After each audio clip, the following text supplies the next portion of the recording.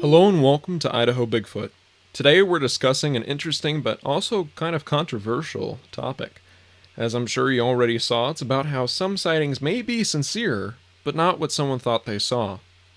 I also want to apologize if you can hear any kind of background noise. I have a fan going in the background that actually sounds quite loud. I cannot turn it off, so if that does come through for you, I do apologize. If it doesn't, then don't worry about it. And I also want to make clear that I am not saying all sightings are fake, misunderstood, induced, or otherwise. I think that Bigfoot exists. I find it plausible that it exists, and I believe I've seen it. But to assume that everything is Bigfoot is too naive.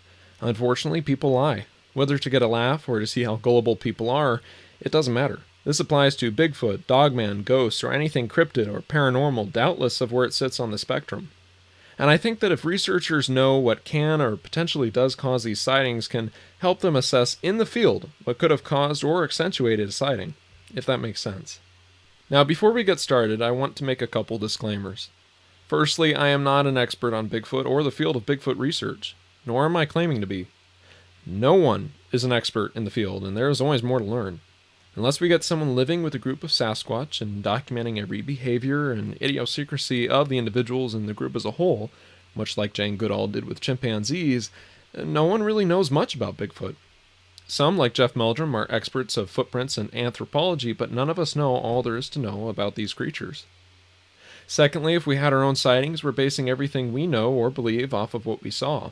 Or if we haven't had our own sightings, we're basing everything we believe off of what someone else has seen, trusting that not only are they telling the truth, but they are telling it the way it happened. And of course, that's the topic of today's video. And as you'll see, in this video I will be approaching it from the assumption that Bigfoot exists, but misidentifications happen. I know many have their own theories about its existence or are super skeptical, and that is great. The more point of views we have, the better. Just so long as we're respectful of other people's opinions, that's what matters. Also, I am not an expert on biology or anything ecological, bacterial, mycological, or elemental in nature. Everything I share here is sourced from the web and books I own, or is simply my own opinion. And last but certainly not least, I am skirting around sharing some info about these things because I want to obey YouTube's content guidelines, but also don't want to give anyone instructions on how to do drugs. I am also only going to say the name of some substances once, and it may not be a name you are familiar with, and that is simply so I don't unnecessarily raise any red flags, or I may also use a code name for it. I am by no means condoning drug use or substance use, but I am also not attacking anyone who does have an addiction. Addictions are far tougher than people give them credit for. So if you are an addict and want some help, I will include some links in the description to help you be able to get help. But once again, so YouTube knows clearly, I am not endorsing any substances and rather showing how bad they are by educating people about them in such a way to make them aware of their presence. I hope that makes sense. Just know that this is a very thoroughly researched video with a lot of info I will be citing, so if you do not have much time in your hands, please feel free to skip towards the end of the video, where I will wrap up the info I collected. I will break this video up into chapters that highlight different sections of the video, so you see what you're interested in most. This is one of the few times I think I will ever really do that, so hopefully it will help you out. I will also leave a pinned comment on this video with a timestamp that will drop you off at the end, where I summarize everything. This is the long video, so I hope that helps. Alright, let's get started. So to start us off, an interesting article from the Daily Mail said this: if you think you have seen a ghost, you may have been suffering the effects of exposure to mold, according to a group of scientists.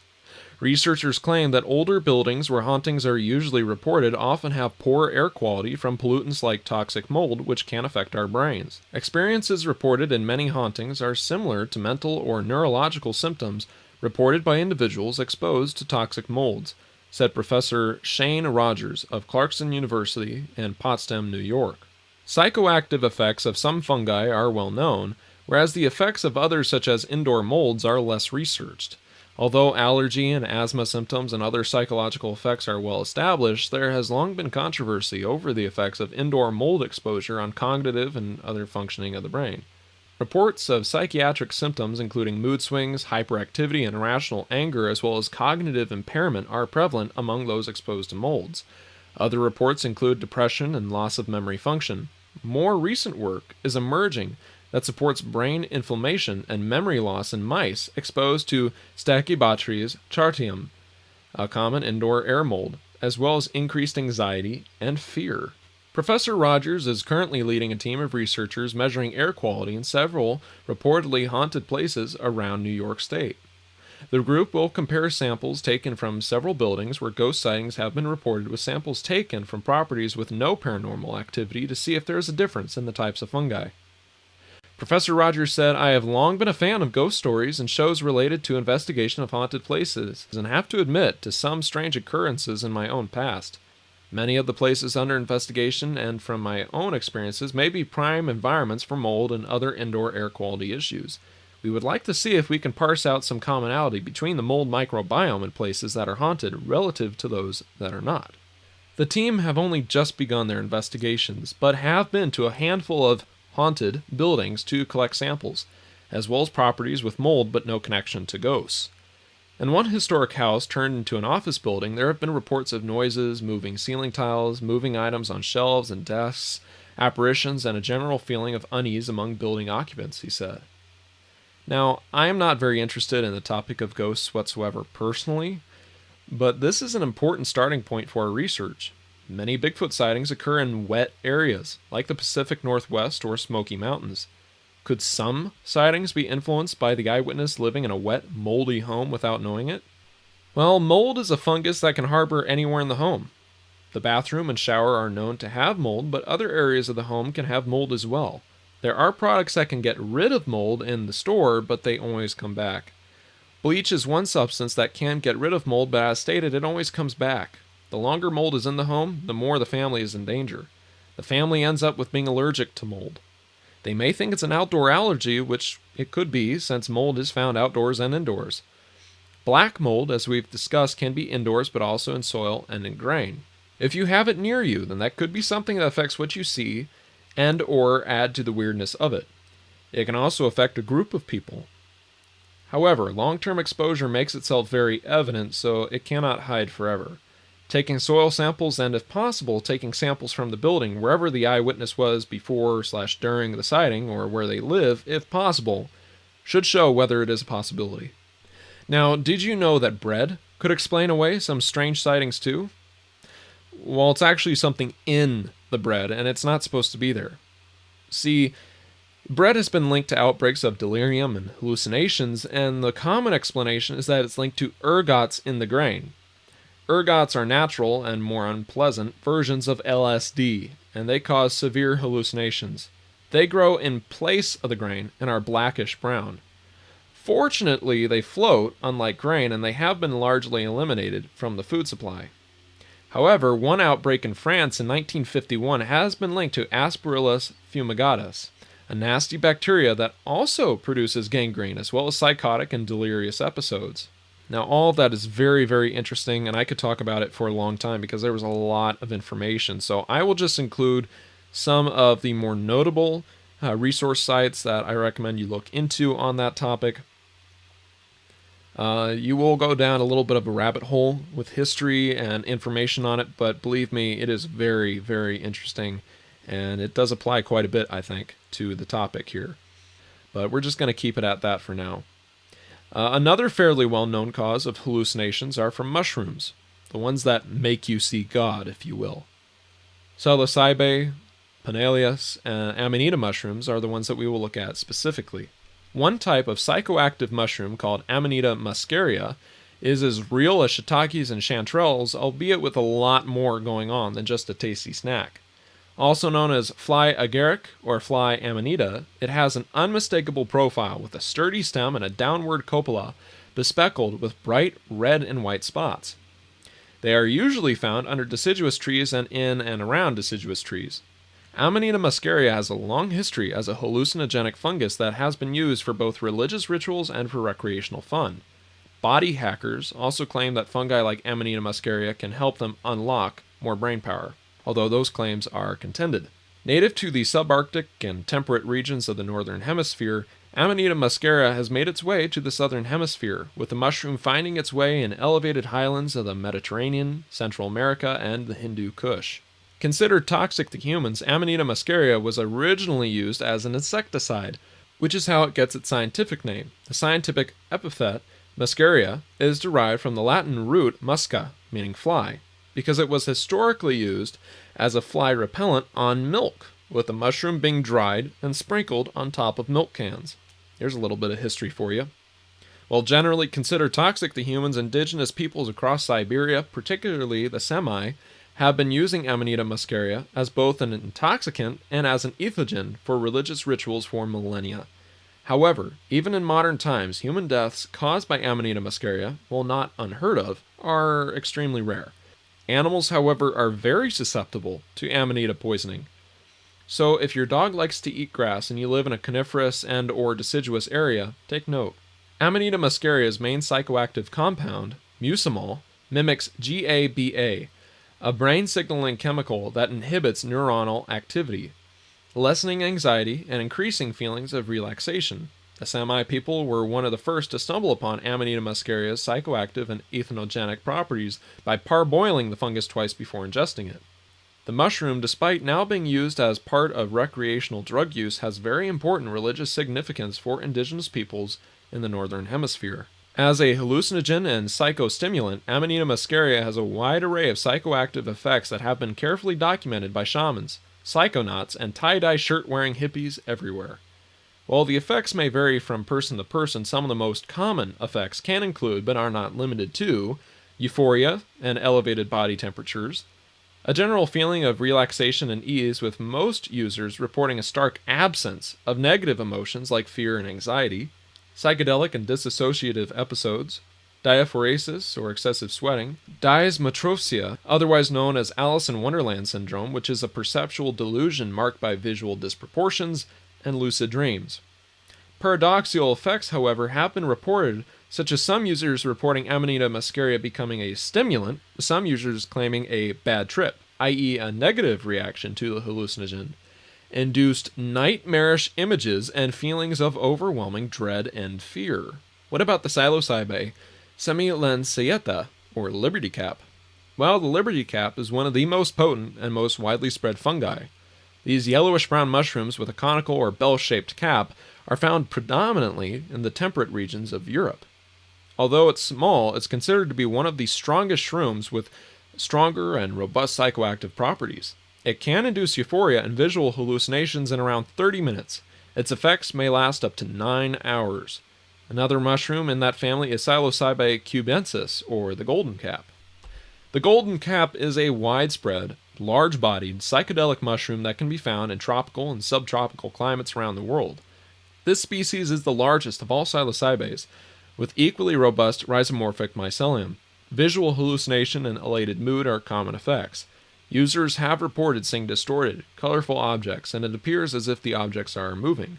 Golden caps can make you feel trippy and giggly. Depending on the consumed type and the ingested dose, the effects may vary from mild to severe. Anything above 3.5 grams of dried Mexican mushroom is not recommended.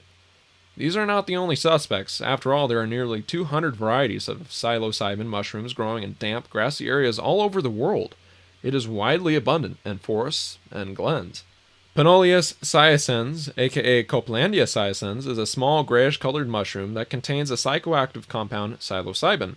Like other members of this family, this mushroom also contains other compounds such as psilocybin, baeocystin, and norbaeocystin. This species has a patchy distribution in the tropics and subtropics across Africa to Oceania, as well as North, Central, and South America. Panoleus sciescens is known to be present in California and Hawaii. In Texas, it can also be found in wood chips.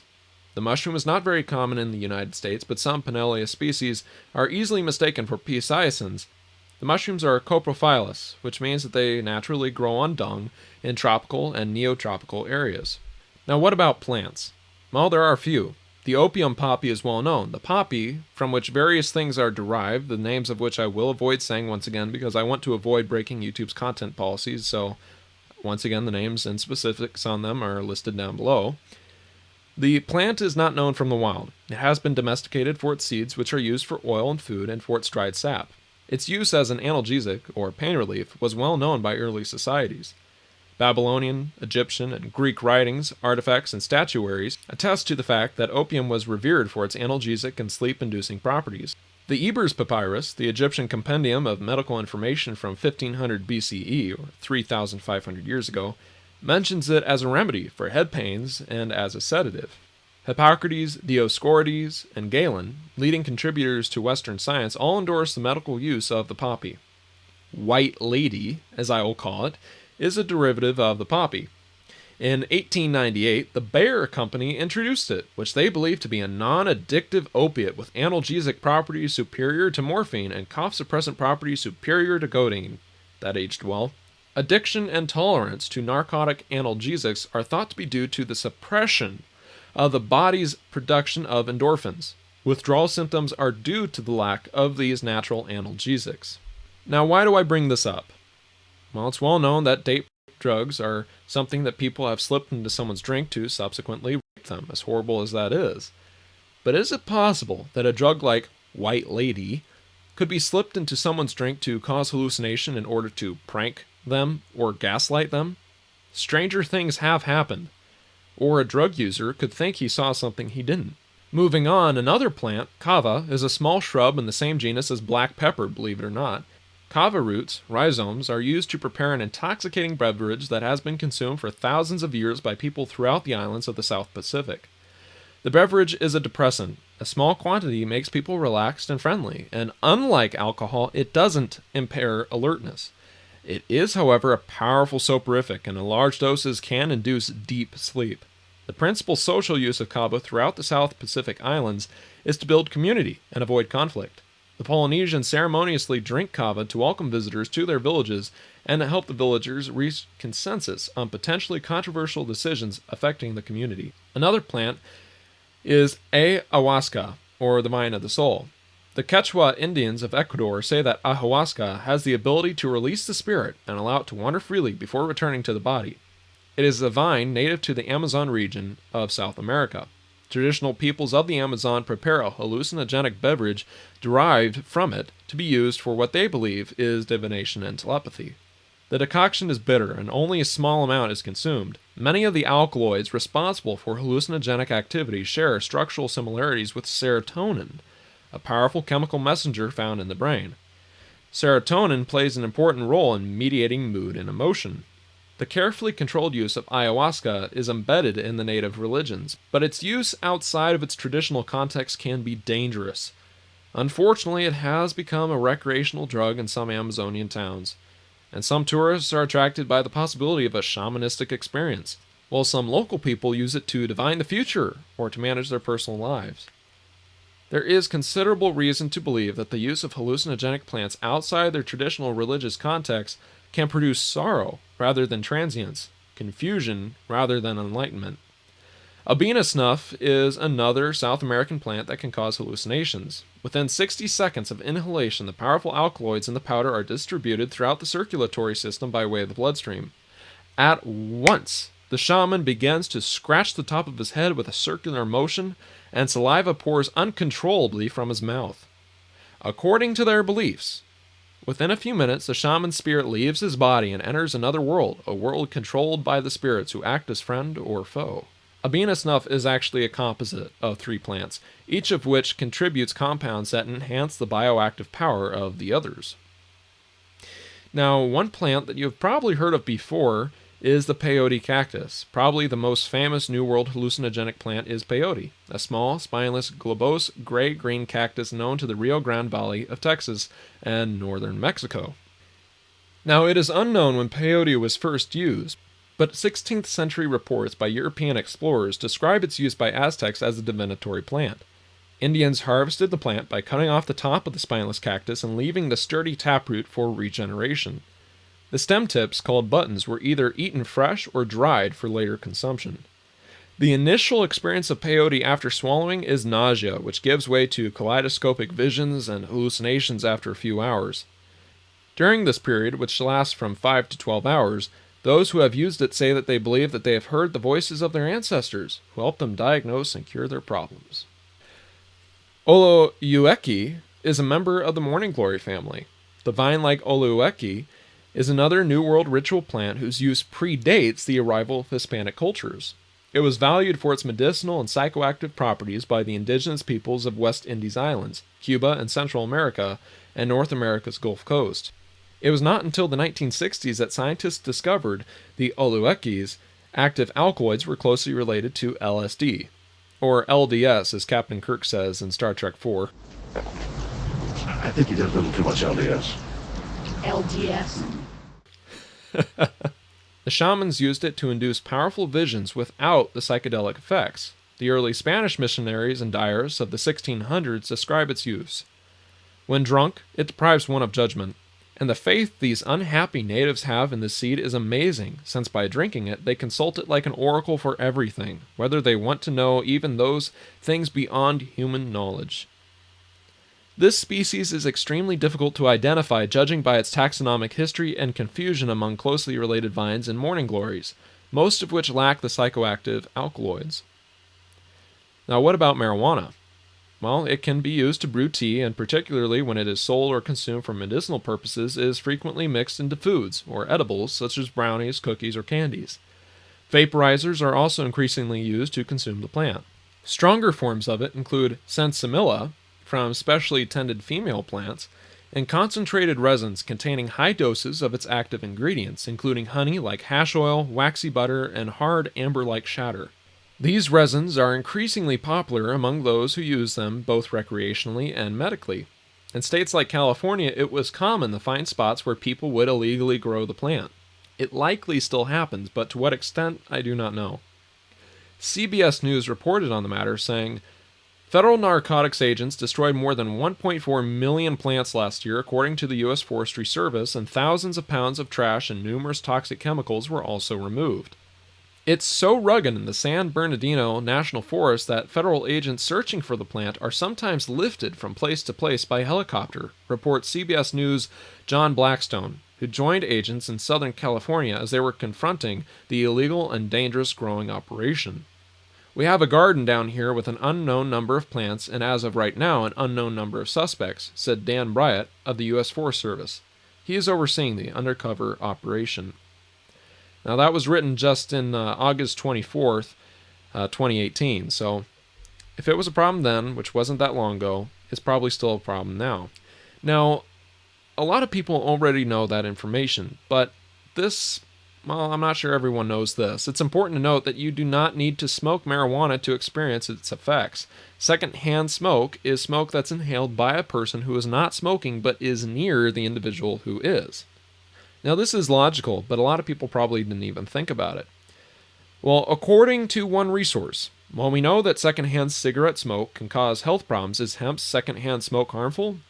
While many people take CBD alone for its sedative effects without experiencing the high from THC, even smaller amounts of CBD contain THC.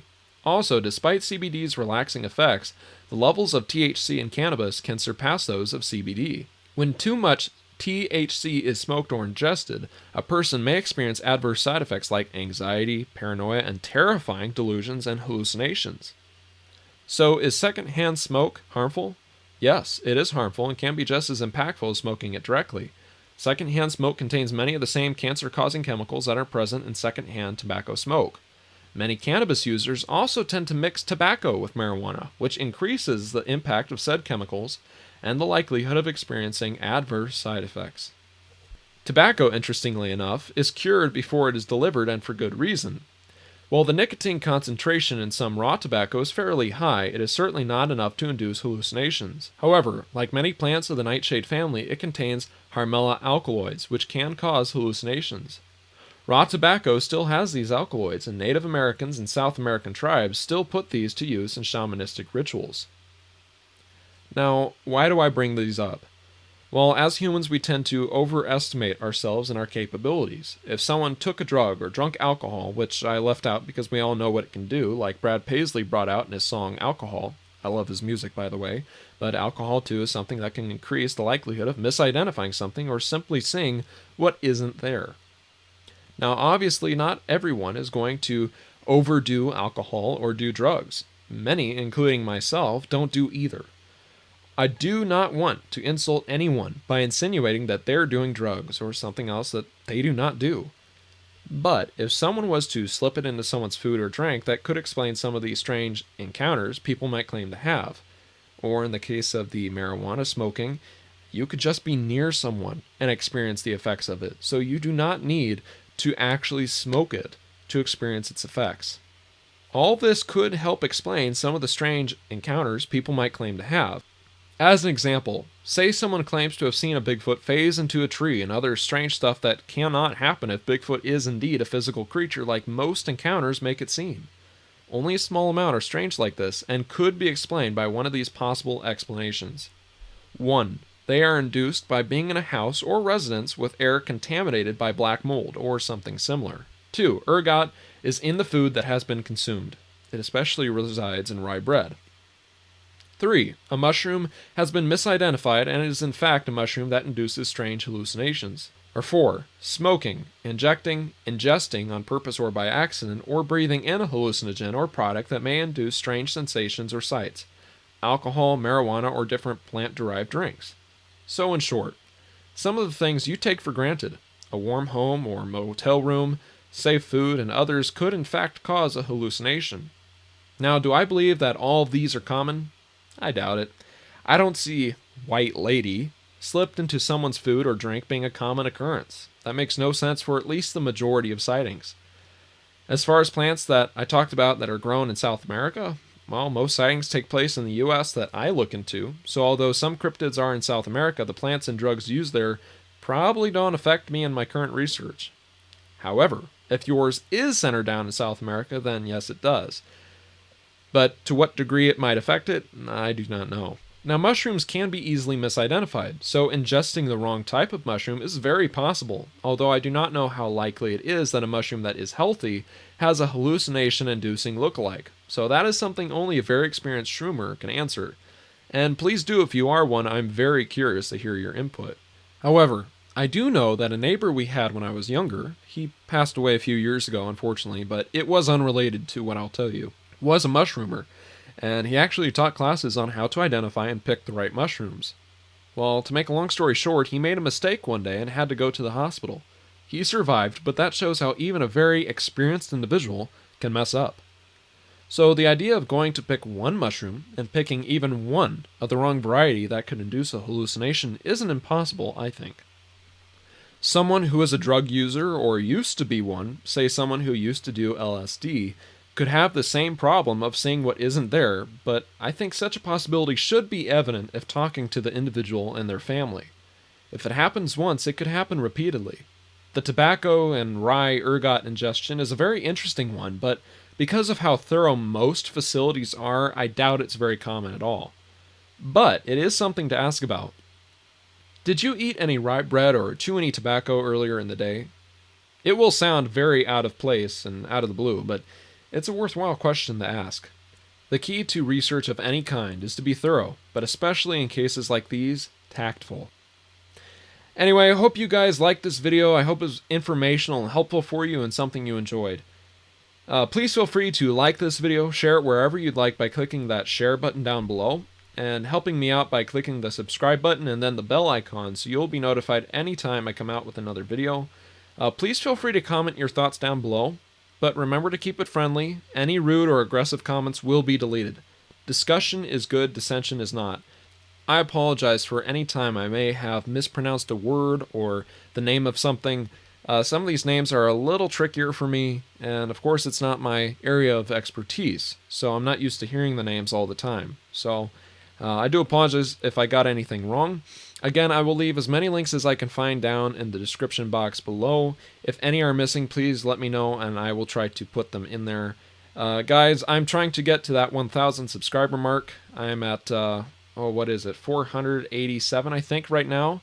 So your support is very helpful, guys. I know I just put a big timestamp here.